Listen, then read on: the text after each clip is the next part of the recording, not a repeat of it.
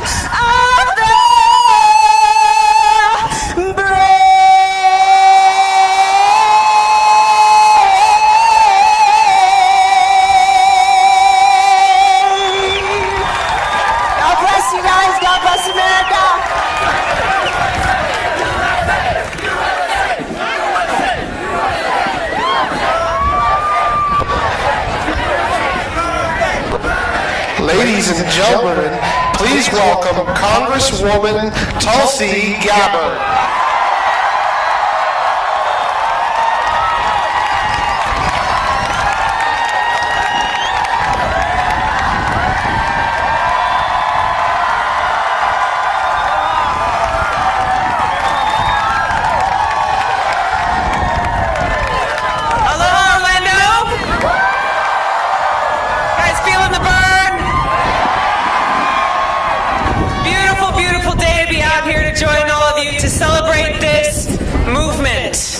That all of you are the heart and the energy behind.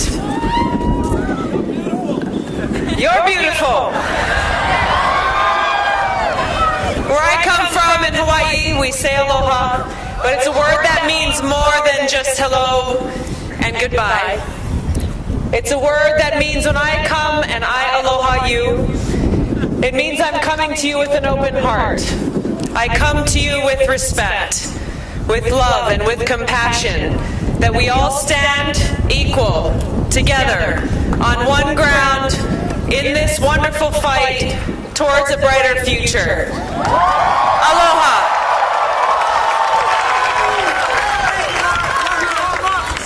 I want to share with you something that's important to me personally and something that I know is important to all of you as we look forward to seeing how we can build this bright future together. No one understands more how important peace is than those who've actually been there and experienced that high cost of war firsthand. Thank you.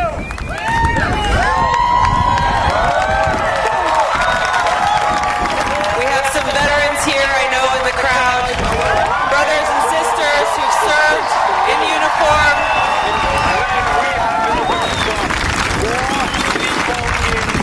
Understand because you've seen that high human cost of war that doesn't end when our troops come home. During my first deployment to Iraq, I served in a medical unit where every single day that high human cost stared me back in the face. It's something that sticks with me in my heart and that I continue to carry with me. Through my experiences, I have learned how important it is that we have a commander-in-chief who exercises good judgment, who has foresight, who has a military to know and understand what the consequences of a military action is, to analyze that action and know what the results of that will be before that action is taken. It is the lack of that military mindset that we have seen in our failed ventures in the Middle East, whether you're talking about in Iraq, in Libya, or now in Syria today.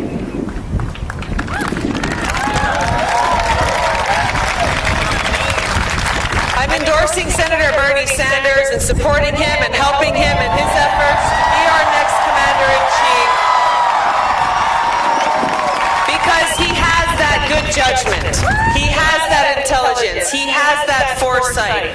He will make those decisions about when and where American military power should be used, and just as importantly, when and where it should not be used.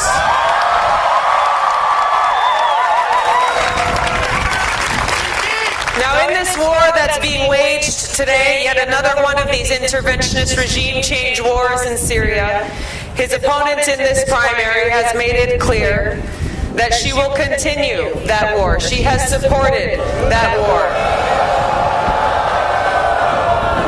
Senator Sanders has made it clear that he will no longer waste our precious resources and lives on these interventionist regime change wars.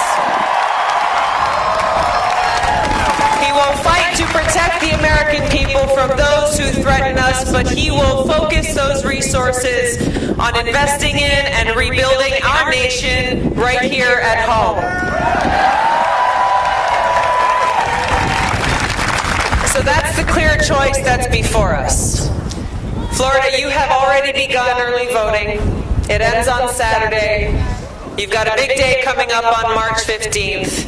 And every single one of us here has a responsibility, not only to exercise our own civic duty, but to go out and get others to do the same. Because there is so much at stake in this election. The choice before us is this. We can vote for Hillary Clinton and know through her positions and her record that we will get more of these interventionist regime change wars that have cost us so much. Or we can vote for and support Bernie Sanders, end these counterproductive, costly interventionist wars, and invest here at home, because we cannot afford to do both. Now is the time. Now is the time that we stand together, that we make sure our voices are heard, as happened in Michigan the other day, and stand with Bernie Sanders to be our next president, my choice as our next Commander-in-Chief. Please give Bernie Sanders a resounding welcome here in Orlando.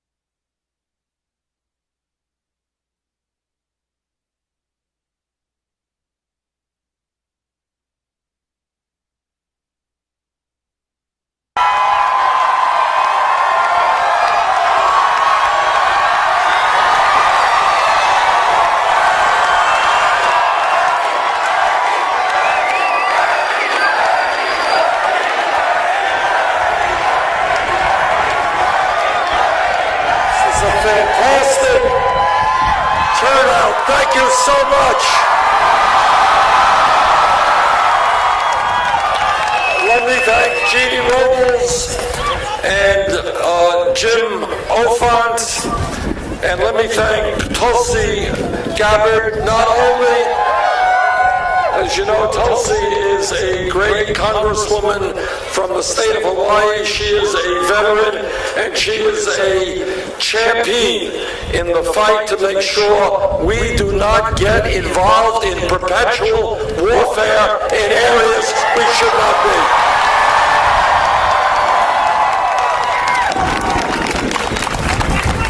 this campaign is a different type of campaign. And the reason for that is we're doing something very radical. We are telling the American people the truth. And here is some truth. No president, not Bernie Sanders or anybody else, can deal with the major crises facing our country alone. The only way we transform this country is when we do it together. When millions of Americans stand up, get involved in the political process, and demand a government which represents all of us, not just wealthy campaign contributors.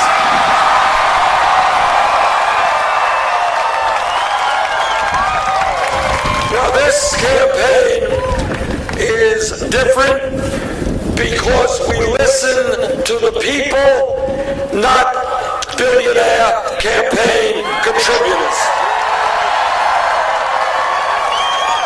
And this is what we have heard from people in Florida and all over this country. First, we have heard that people cannot make it on $8, $9, $10 an hour.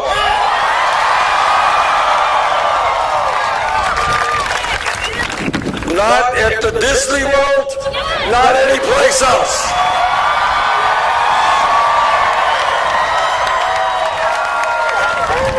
Billionaire corporations should not be paying working people starvation wages.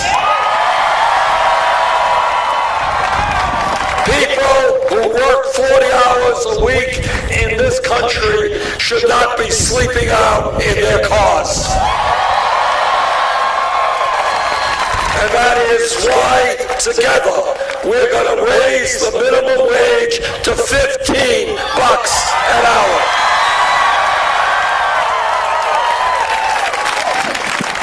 This campaign is listening to senior citizens.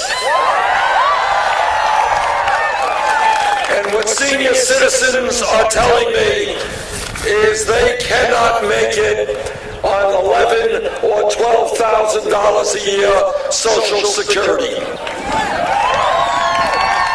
And you know what? Nobody can make it on $11,000 or $12,000 a year Social Security. Now, my Republican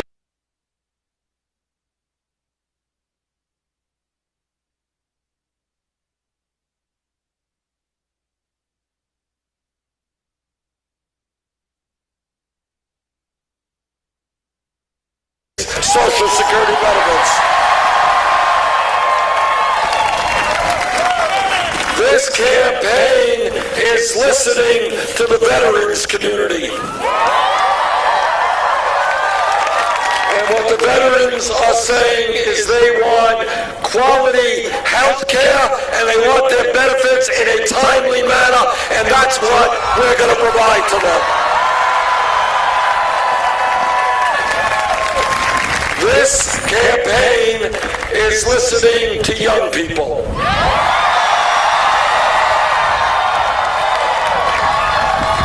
And what young people are saying is, how does it happen that when we graduate college or graduate school, we are $30,000, $50,000, $100,000 in debt?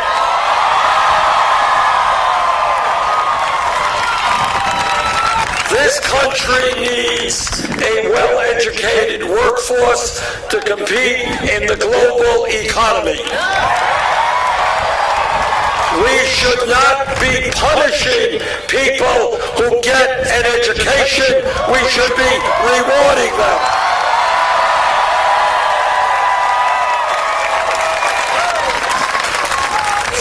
Years ago, when we talked about public education, first grade through 12th grade was a great idea because a high school degree 50 years ago enabled you, in most cases, to go out and get a great job.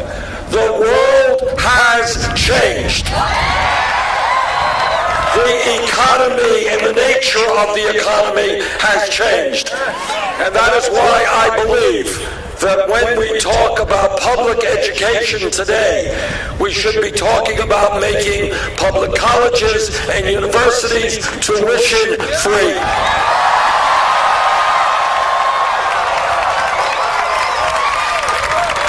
And what we have also got to talk about is making sure that we lower student debt for millions of Americans who are being strangled with that debt.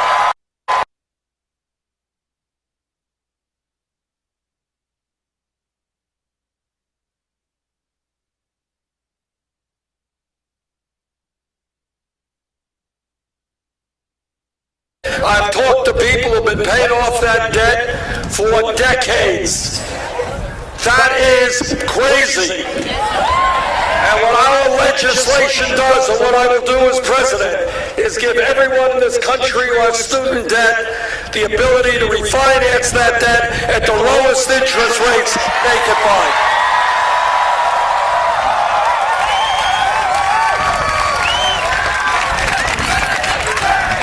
This can't...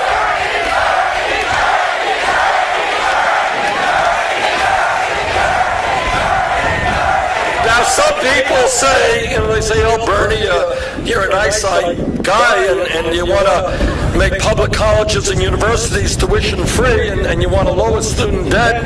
You know, you're like Santa Claus giving away things. How are you going to pay for that? And I will tell you how we're going to pay for it. What we are going to do is put a tax on Wall Street speculation.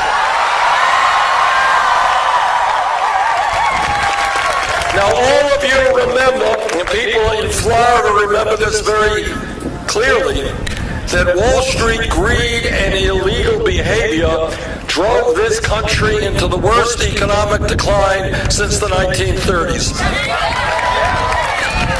And after the crooks on Wall Street destroyed the economy, they went running to Congress and they said, bail us out.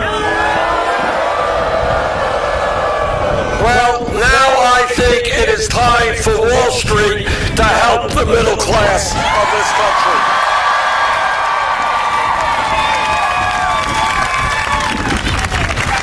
This campaign is talking and listening to women. And what women are saying is, why does it happen that they go to work in an office or for a company and they're making 79 cents on the dollar compared to men? And the answer is old-fashioned sexism, which we are going to change. And I know that every man here today will stand with the women in the fight for pay equity.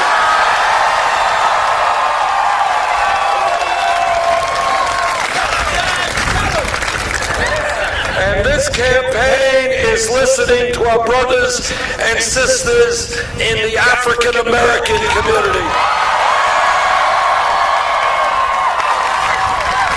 And what they are saying is, how does it happen in the richest country in the history of the world that we have more people in jail than any other country?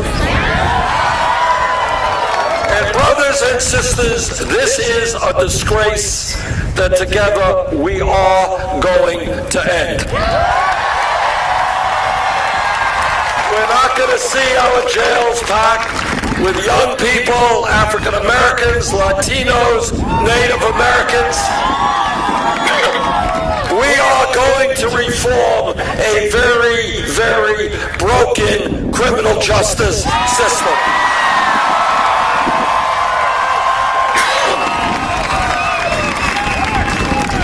Now, I'm a former mayor, and I've worked with policemen throughout my career, and the vast majority of policemen and policewomen are hardworking, honest, and they're doing a very, very difficult job. But like any other public official, when a police officer breaks the law, that officer must be held accountable.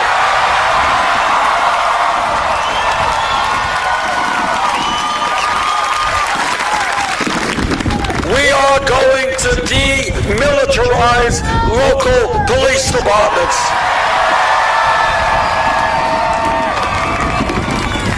Police departments are designed to serve the people, not look like oppressor forces. And we are going to make police departments look like the diversity of the communities they serve. We understand, in my state, I know in Florida, that we have a very serious problem with drug addiction and alcohol abuse. But what we also understand is that substance abuse is a health issue, not a criminal issue.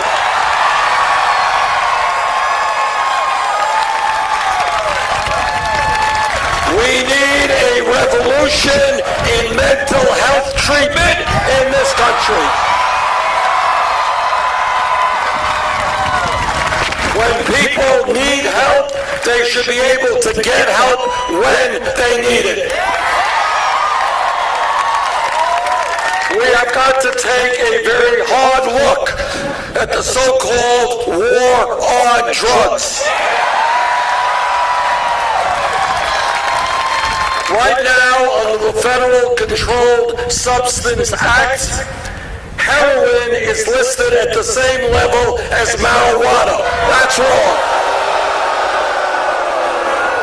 And I have introduced legislation to take marijuana out of the Federal Controlled Substance Act. Now we can argue, and people do, the scientists do, the pluses and minuses of marijuana, but everybody here knows marijuana is not heroin. And the racial aspect of that situation is that it turns out blacks and whites use marijuana at roughly the same levels, but blacks are 4 times more likely to be arrested than whites.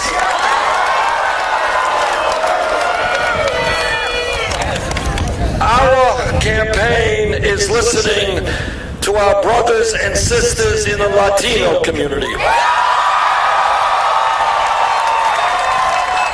We are listening to our brothers and sisters from Puerto Rico. And what our Latino brothers and sisters are telling us is they are tired of living in the shadows. They are tired of living in fear. They are working hard, often exploited. They want comprehensive immigration reform and a path towards citizenship. And I agree.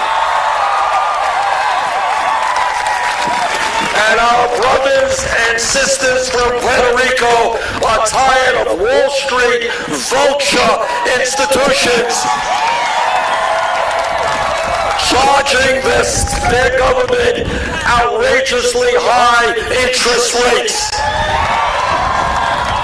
and forcing the government there to close down schools and health facilities. And we're going to tell the Wall Street vultures who own bonds in Puerto Rico, no, they are not going to destroy that beautiful island.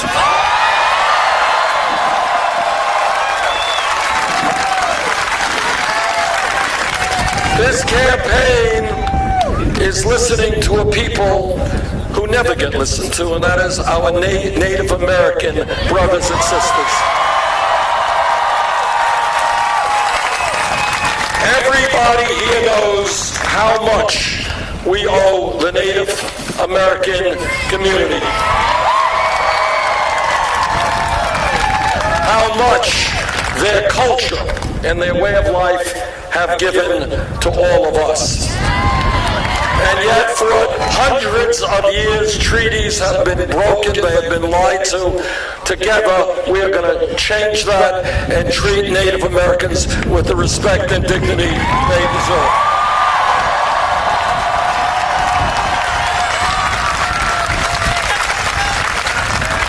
This campaign listens to scientists. And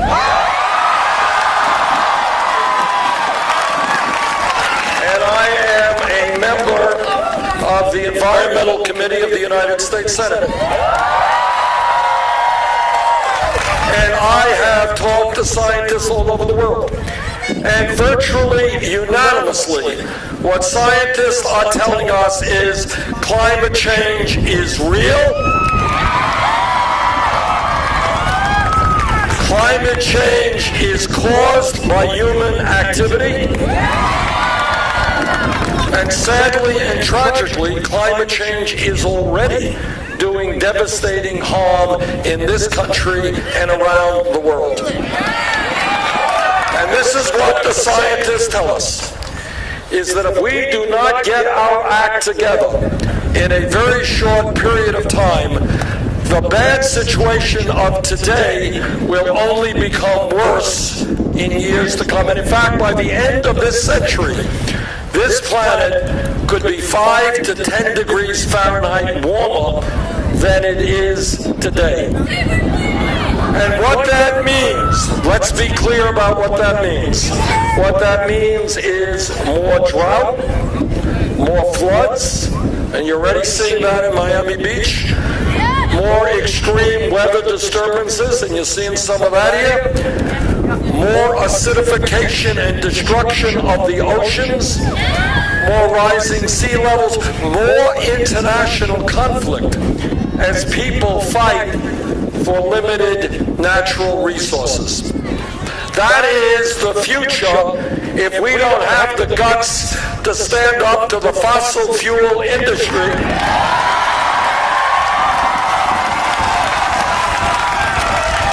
and to tell them that their short-term profits are not more important than the planet we intend to leave to our children and grandchildren.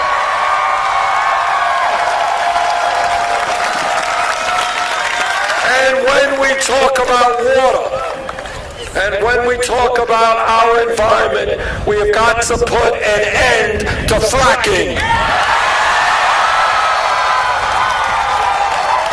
And we've got to put an end to offshore drilling of oil. Look, this is Florida. And I'm from Vermont. We don't get this in the middle of the winter.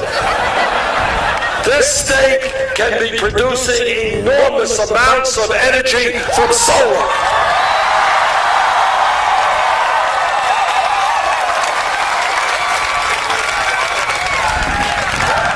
The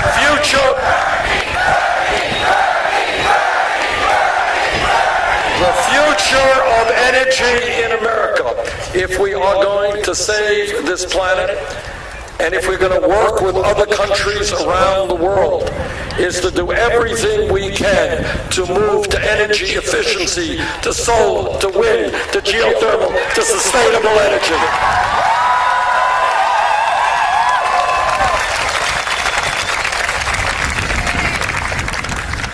Now people say, how are you going to pay for these things? Well, I will tell you how we're going to pay for these things. In the last 30 years, media doesn't talk about it a whole lot, but in the last 30 years, there has been a massive transfer of wealth from the middle class to the top 1/10 of 1%. Middle class has shrunk. The percentage of wealth owned by the top 1/10 of 1% has doubled. What this campaign is about is telling the billionaire class that they no longer will be able to get it all. That this country belongs to all of us and not just a handful of billionaires. And what this campaign is about is understanding that today we have a corrupt campaign finance system. You know, I'm an old-fashioned guy. Democracy to me is one person, one vote, not billionaires buying elections.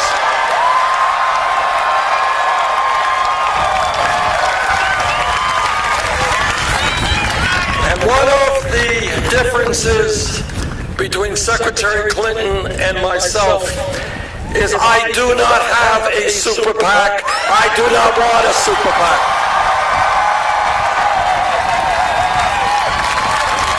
Secretary Clinton has raised $15 million from Wall Street, millions from the drug companies, millions from the fossil fuel industry.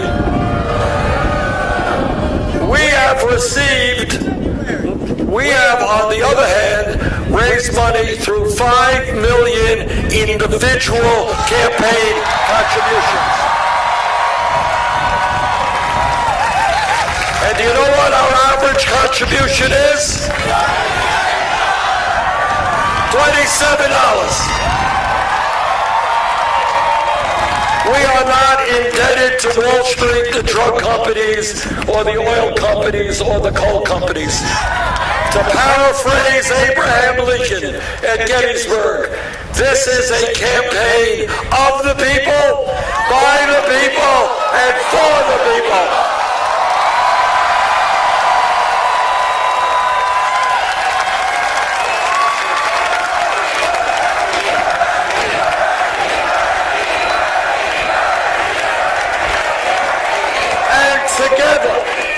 Together, we are going to overturn this disastrous Citizens United Supreme Court decision. This campaign is about thinking big, not small. It is about understanding that if we have the courage to stand together and not allow the Trumps of the world to divide us up, there is nothing that we cannot accomplish. What demagoguery is always about, and what it's about today, and what it's always been about, is scapegoating minorities. So we stand here today rejecting the Trumps of the world who want us to hate Mexicans, who want us to hate Muslims. We are going to stand together and take on the big money interests who have done so much harm to this country.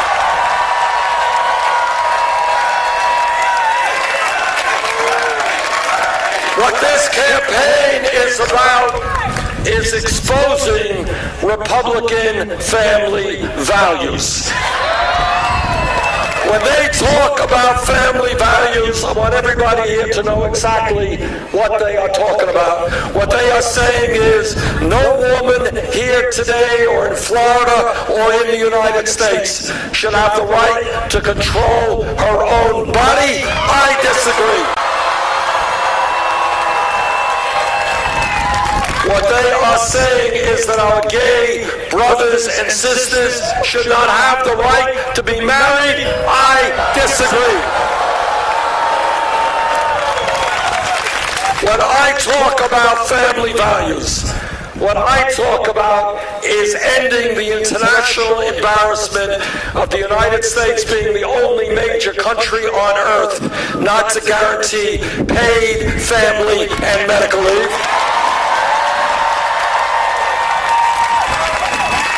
It is wrong, it is horrific that today a woman in Florida or a woman in Vermont is giving birth to a beautiful baby, and yet in a week or 2 weeks she's going to have to separate herself from that baby and go back to work because she needs the income to take care of her family.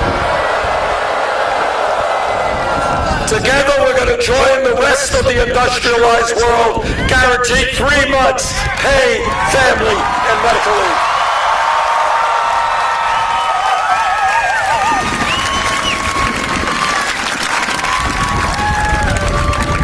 Change, as all of you know who have studied history, change never takes place from the top on down.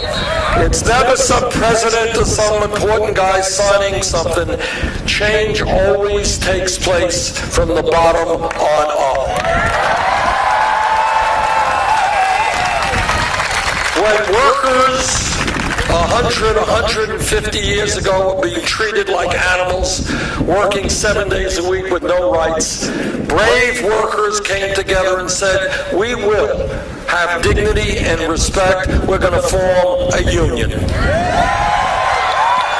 We're going to engage in collective bargaining, and they struggled. Some of them went to jail, some of them were beaten, some of them were killed fighting for workers' rights. That's how change takes place. Change takes place when over the last several hundred years, African Americans and their white allies said, in America, we are not going to tolerate racism, bigotry, and discrimination.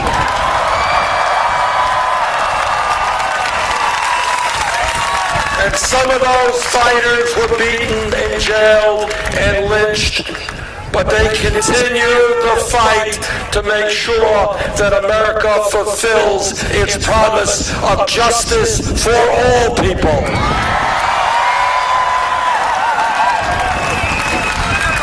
100 years ago, from an historical perspective, not a very long period of time, 100 years ago, women in America did not have the right to vote. They could not get the education they wanted, the jobs they wanted. But women rose up, and with their male allies, they said, women in America will not be second-class citizens.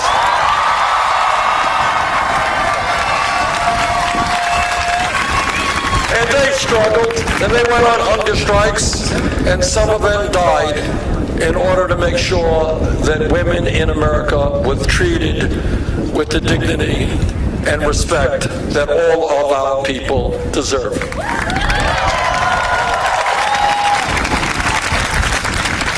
If we were here, just here, 10 years ago, a very short time ago from an historical perspective, and somebody stood up and said, I think that in the year 2015, gay marriage will be made legal in all 50 states, the person next to him would have said, what are you smoking?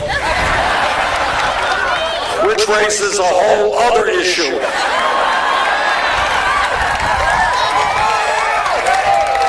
But because of the willingness of the gay community to stand up against incredible hatred and opposition,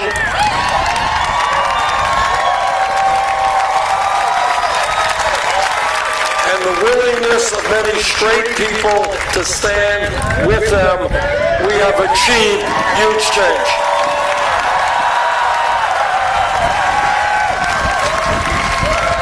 Now, what is my point? My point is that change never comes easily. It only comes when people begin to see that the status quo is no longer acceptable. And I want you to take a look at where we are as a nation today. Today in this country, as I mentioned, we are the wealthiest country in the history of the world, but nobody knows that because almost all of the new wealth and income is going to the top 1%. That's the status quo. The status quo is that in America today, we got folks in Florida and in Vermont they're working not one job, but 2 jobs, maybe 3 jobs. Dad's working, mom's working, the kids are working, and yet 58% of all new income is going to the top 1%. That is the status quo. Status quo today is that 29 million Americans have no health insurance. Many of you are underinsured with large deductibles and large co-payments. That's the status quo. The status quo is that in this great country, embarrassingly, we have the highest rate of childhood poverty of almost any major country on earth. That's the status quo. Status quo is more people in jail than any other country on earth. That's the status quo. Status quo is I was in Flint, Michigan last week talking to people whose kids are being poisoned by a collapsing water system which has lead in it. Status quo is that in Vermont and all over this country, our roads and bridges and water systems and wastewater plants and our rail system falling apart. That's the status quo. Status quo is that the top 1/10 of 1% now owns almost as much wealth as the bottom 90%. That is the status quo that we are looking at today. And I say that status quo is not acceptable.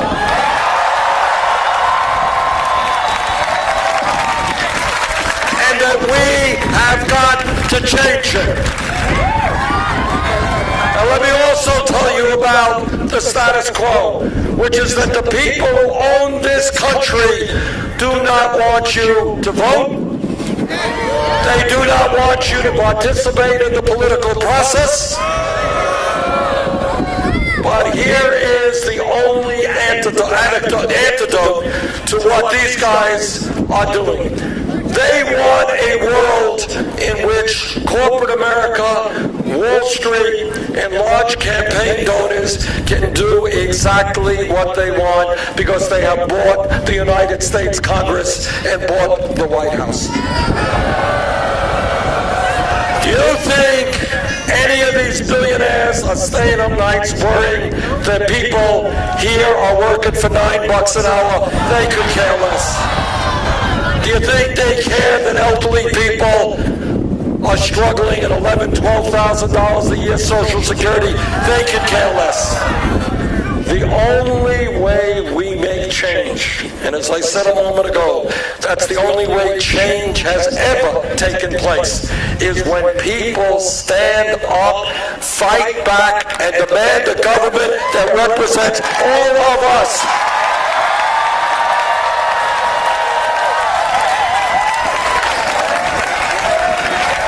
Today in America, the status quo is we have one of the lowest voter turnouts, one of the lowest voter turnout rates of any country on earth.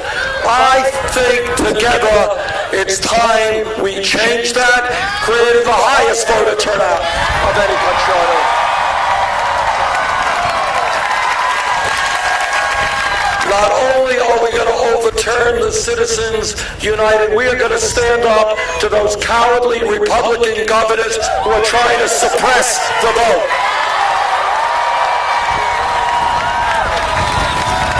If cowardly Republican governors are afraid of a free and fair election, if the only way they can win is by making it impossible for people to vote, those cowards should leave politics and get another job.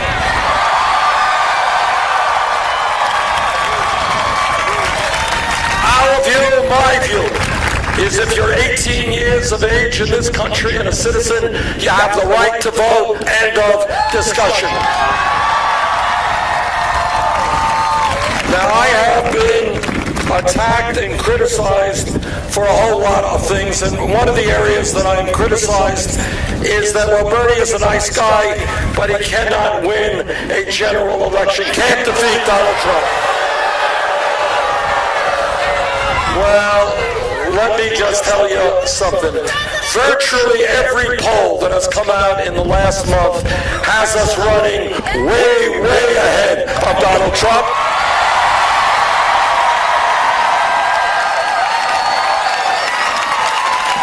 And in fact, almost all of those polls have us doing a lot better against Trump than Secretary Clinton. But it's not just polls.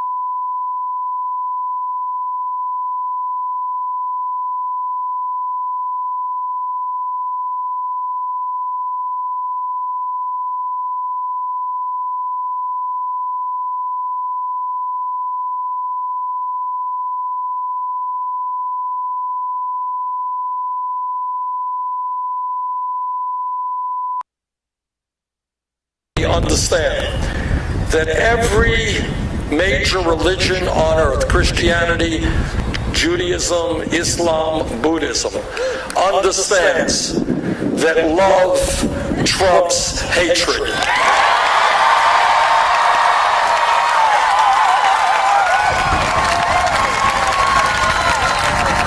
Now, on Tuesday, it's coming Tuesday, you have a very important primary here in Florida. Now, about a week ago, we were 20 or 30 points behind in Michigan. And what all of the pundits said and what all of the media said, Bernie Sanders and the political revolution can't win in Michigan. Guess what? We won in Michigan.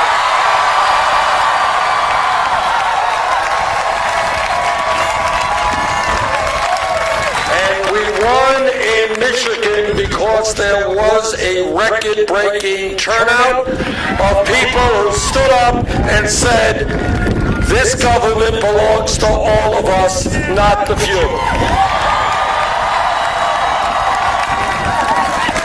Now here in Florida, next Tuesday, I believe that if there is a large voter turnout, if you come out and your friends and family and neighbors come out, we are going to win here in Florida.